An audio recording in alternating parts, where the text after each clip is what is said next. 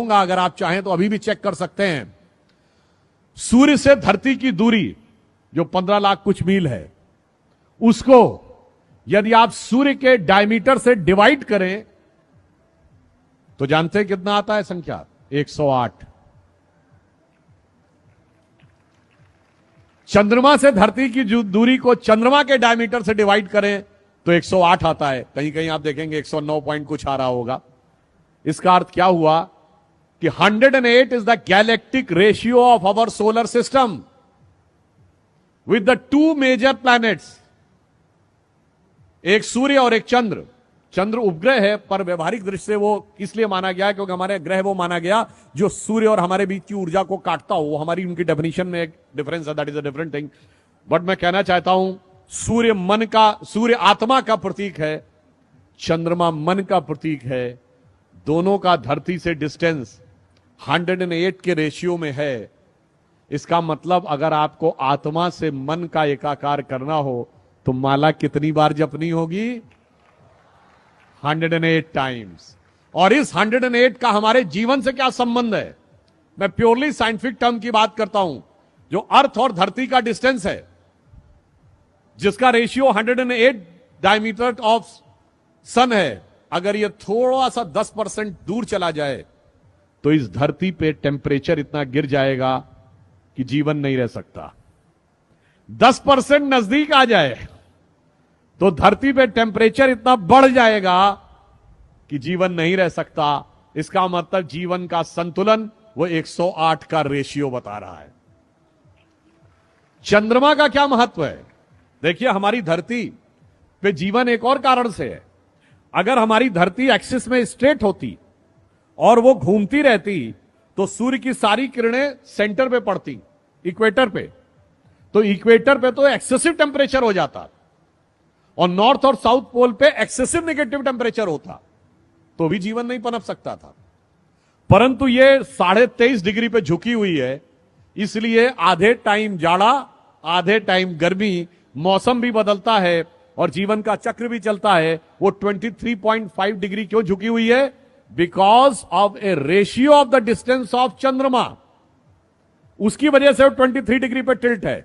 चंद्रमा 10% दूर हो जाए तो ये 23.5 से सीधी हो जाएगी। फिर ऋतुएं नहीं बदलेंगी, मौसम नहीं बदलेगा, जीवन नहीं चलेगा। चंद्रमा थोड़ा 10% नजदीक हो जाए तो धरती और झुक जाएगी, फिर भी जीवन नहीं चलेगा। अर्थात हमारे धर्म का विज्ञान, आकाशीय विज्ञान हमें यह बताता है कि जो जो संख्याएं भी हमारे यहां निर्धारित की गई हैं, वो किस गहराई के साथ, किस विज्ञान के विचार के साथ तय की गई हैं। इसीलिए मन और आत्मा का संयोग करने के लिए सहज स्वाभाविक रेशियो ये वही होना चाहिए जिसमें हमें जाप करने के लिए कहा जाता है। और इसीलिए कभी आप में से बहुतों ने ध्यान दिया हो कि साल में 12 ही महीने क्यों होते हैं? अगर एम्पेरिकल डिवीजन होता तो 10 महीने होने चाहिए थे ना।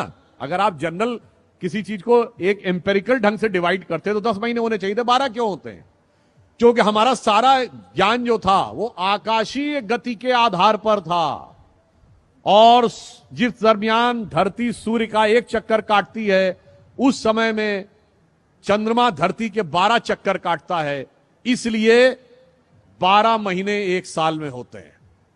और जो हमारे मैथमेटिक्स के विद्यार्थी बैठे होंगे, मैं कहूंगा कि आप बड़े से बड़े मैथमेटिक्स के प्रोफेसर से पूछिएगा, सर्किल में 360 डिग्री ही क्यों होते हैं?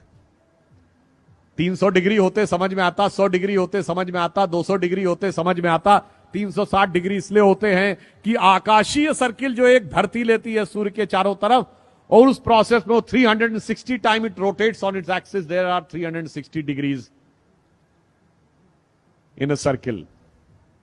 तो ये मैंने सिर्फ इसलिए आपको बताया कि हमारी हर सोच अंतर से लेके बाहर तक किस प्रकार जुड़ी हुई है कि भगवान कृष्ण के विराट रूप से लेके सूक्ष्म रूप तक। अगर आप ये बताइए कि आप जब ध्यान लगाते हैं अपनी आंखों के सामने तो क्या दिखाई पड़ता है? Black colour. इसीलिए भगवान कृष्ण काले हैं, कृष्ण वर्ण हैं। वो हमारे मन की आध्यात्मिक चेतना की प्रगति का प्रतीक हैं और जब आप ध्यान लगा के अंदर उतरते चले जाते हैं तो एक स्टेज के बाद आपको अद्भुत ज्ञान का प्रकाश अनुभव होने लगता है, जिसे हिंदी के प्रख्यात कवि बिहारी लाल जी ने एक पंक्ति में कहा है, या अनुरागी चित्त की गति समझे नहीं कोय, ज्यो ज्यो डूबे श्याम रंग त्यों त्यों उज्जवल होए। यानी जैसे जैसे आप भगवान कृष्ण की भक्ति में उतरते चले जाएंगे, उज्ज्वलता की अनुभूति आपको होती चली जाएगी। और इसीलिए हमारे देश में जीवन का उद्देश्य आत्मानुभूति है, यानी self realisation is most important part of the life then conquering the entire world. और इसीलिए भगवान कृष्ण का जीवन जानते हैं किसका प्रतिनिधित्व करता है? संपूर्ण वेदों के ज्ञान के सार का प्रतिनिधित्व करता है, जिसके लिए कृष्ण भक्ति के एक कवि ने लिखा है, जाहि अनादि अनंत अखंड अछेद अभेद सुवेद बतावे, शेष गणेश सुरेश दिनेश महेशो जाहि निरंतर ध्यावें। और पुनः कह रहा हूं, जाहि अनादि अनंत अखंड अछेद अभेद सुवेद बतावें, ताहि अहीर की छो हरियां छछिया बर छाछ पे नाच नचावें। और ये किसने लिखा है? सैयद इब्राहिम रसखान, भगवान कृष्ण के बहुत बड़े भक्त कवि, जो मुस्लिम थे, माना जाता जिनका जन्म काबुल में हुआ था, उनकी समाधि वृंदावन में है। वो आकर भक्ति में ऐसे लीन हो गए कि उन्होंने ये कहा, और उनकी एक बड़ी प्रख्यात कविता है, आप सबने सुनी होगी, कि वो कहते मेरा अगला जन्म हो तो मैं कृष्ण भक्ति में ही रहना चाहता हूं।